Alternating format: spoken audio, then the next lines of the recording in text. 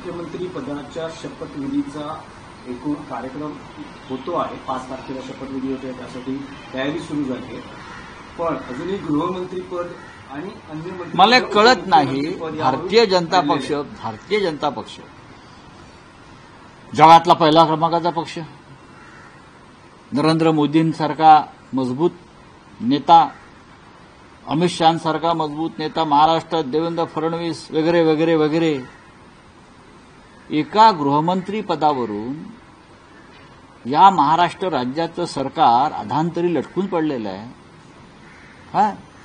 हे कसले मजबूत लोक आहेत? मग कोण आहेत समोर तुमच्या? तुमचं स्वतःचं बहुमत आहे, तुमच्याकडे बहुमताचा आकडा स्वतःच आहे। तुमच्याबरोबर अजित पवार आहेत 40 लोक घेऊन, शिंदे गटाचे लोक आहेत नाहीत मला माहीत नाही भविष्यात काय करतील, पण बहुमत असतानाही 15 दिवस तुम्ही शपथ घेत नाही, राज्याला सरकार देत नाही, राजभवनामध्ये सत्ता स्थापनेचा दावा तुम्ही करायला तयार नाही, अद्याप तुमचे जे समर्थक आमदार आहेत त्यांची नावं तुम्ही द्यायला तयार नाही, राज्यपालाकडून तुम्ही सरकार स्थापनेचं निमंत्रण घेतलेलं नाही आणि तुम्ही मांडव घातला। काय प्रकार आहे? राजभवन तुम्ही चालवताय का? आणि हे एका गृहमंत्री पदावरून थांबलेलं नाहीये, तुम्ही लक्षात घ्या। भारतीय जनता पक्षाने मनात आणलं तरी समोरचे जे काय मागण्या करतायत ना, एका मिनिटात चिरडून टाकते। काय डरपोक लोक आहेत सगळे, ईडी सीबीआयला घाबरून पळून गेलेले लोक आहेत।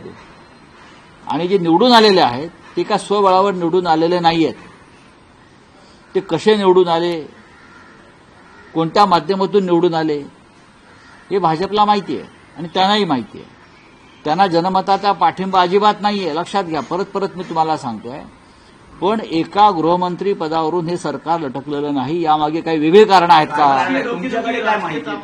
आमच्याकडली माहिती आम्ही देऊ ना, पण फक्त एक गृहमंत्री पद हा वादाचा विषय सरकार स्थापनेमधला असू शकत नाही।